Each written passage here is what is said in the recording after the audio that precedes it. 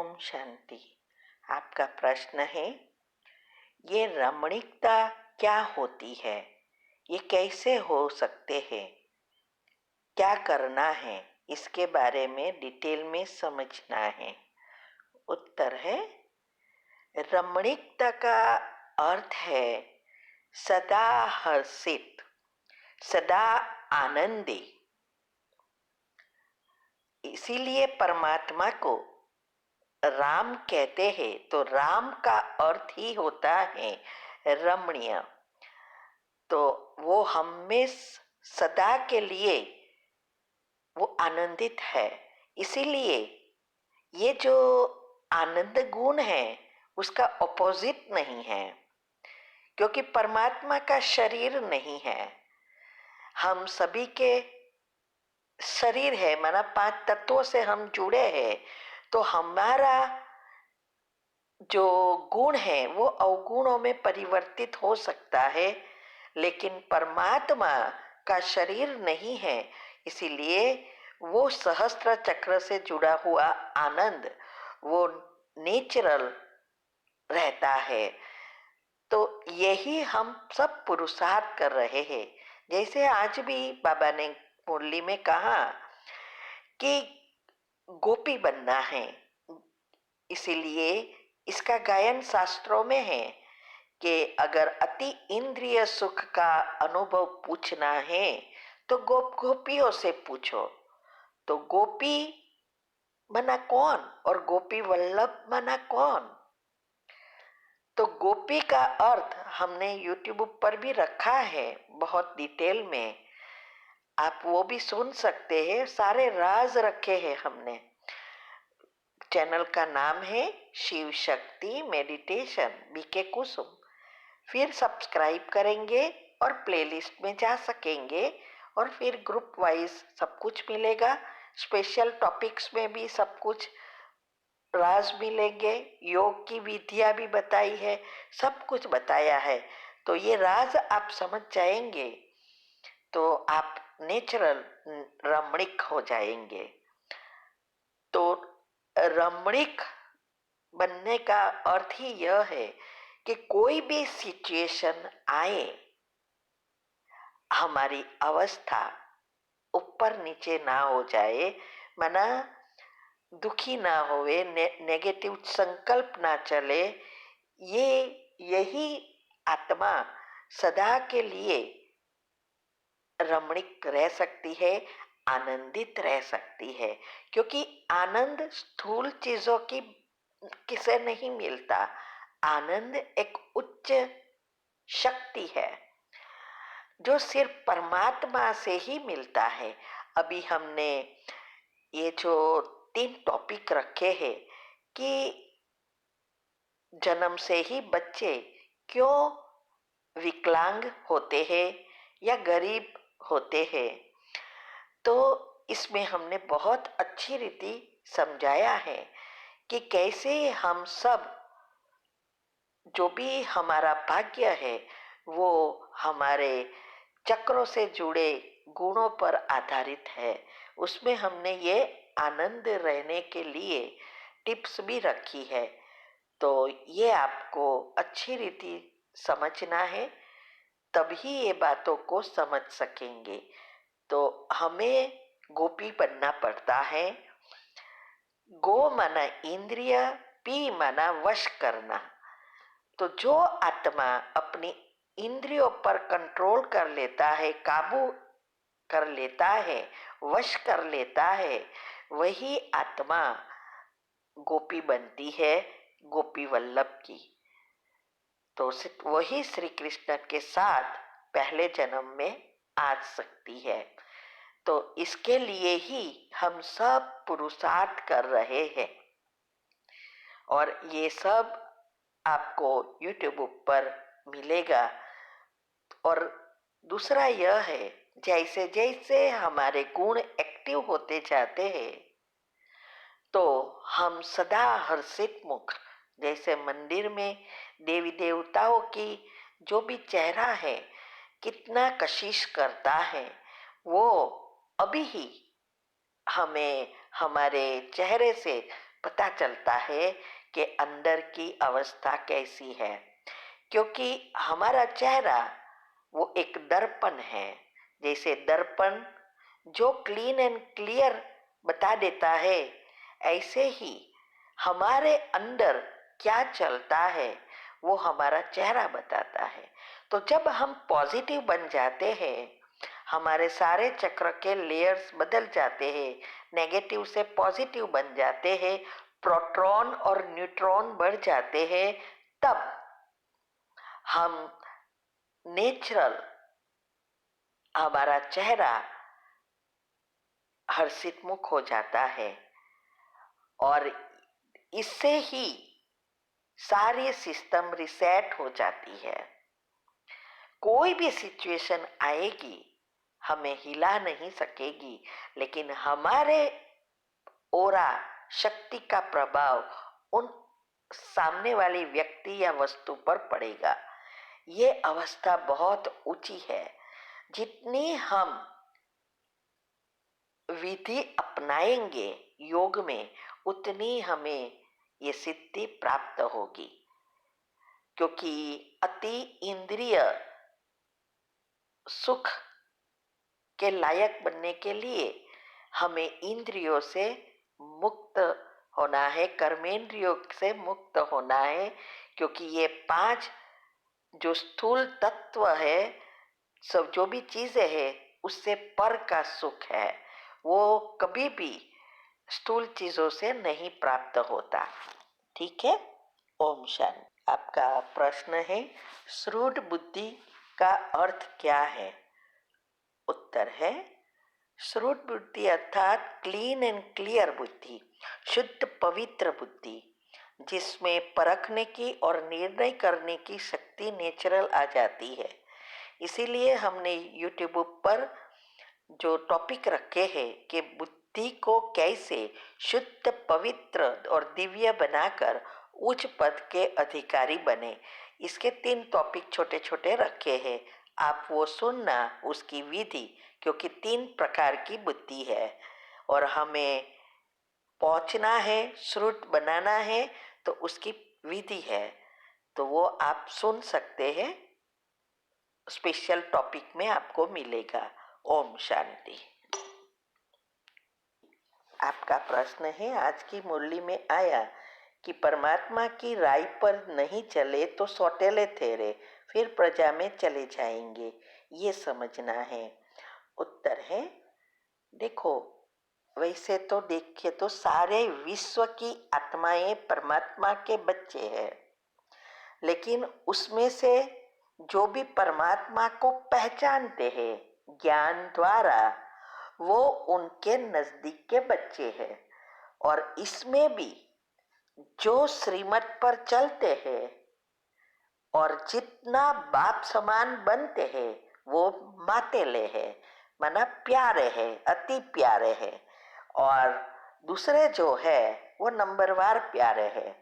जैसे 33 करोड़ परमात्मा को पहचानेंगे, लेकिन 33 करोड़ पुरुषार्थ नहीं करेंगे। और इसमें भी तीव्र पुरुषार्थ करने वाले सिर्फ 2 करोड़ है, और 2 करोड़ में से 9 लाख ही जो पहले जन्म में आने वाले हैं, वो ही तीव्र पुरुषार्थ करेंगे। तो ये बाबा कहते हैं कि वो आत्माएं जो मेरे समान बनती है, वो सब मेरे कहा करते हैं। और ये विश्व परिवर्तन में सबसे ज्यादा हम सहयोगी बनते हैं।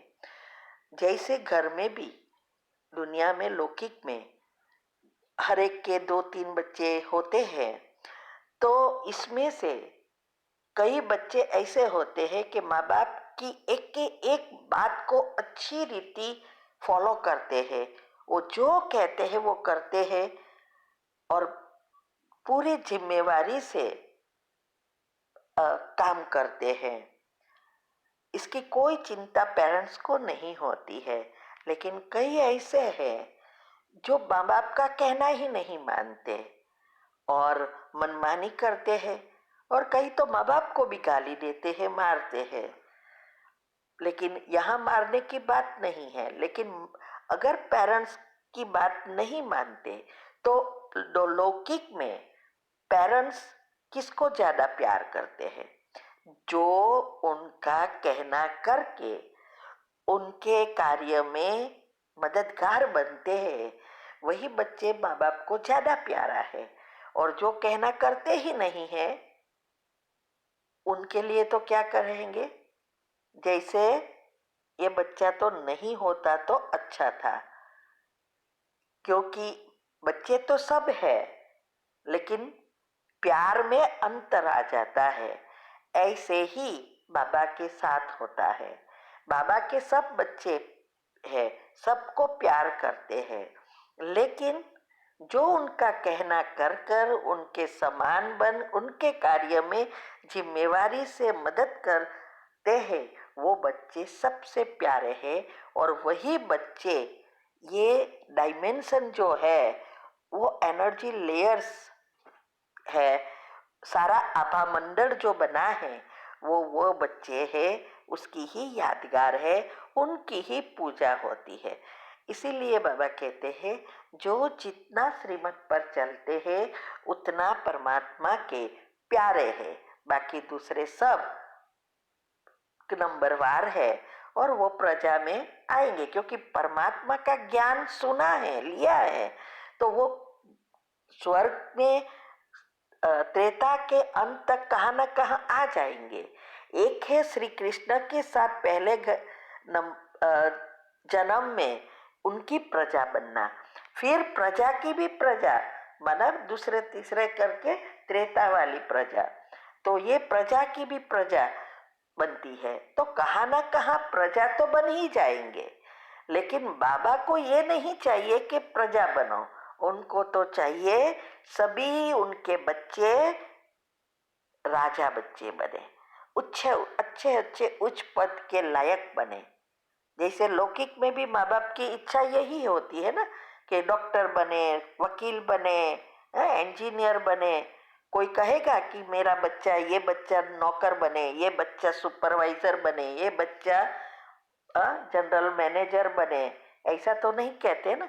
सोचते क्या है कि सब मेरे बच्चे ऊंची ऊंची पोस्ट पर जाए और हमारे से ज्यादा सुख पाए, ये इच्छा लौकिक वाले की भी होती है। फिर भी सब तो ग्रेजुएट होकर उच्च पोस्ट के लायक नहीं बनते हैं ना, यहाँ भी ऐसा है। ठीक है। ओम शांति। ओम शांति। आपका प्रश्न है, यहाँ संगम युग पर निंद्राजित बनकर 3 या 4 बजे उठकर अमृत वेला योग करने का संस्कार बनाते हैं, तो क्या 3-4 बजे उठने का संस्कार सतयुग में भी हमारे साथ जाएगा?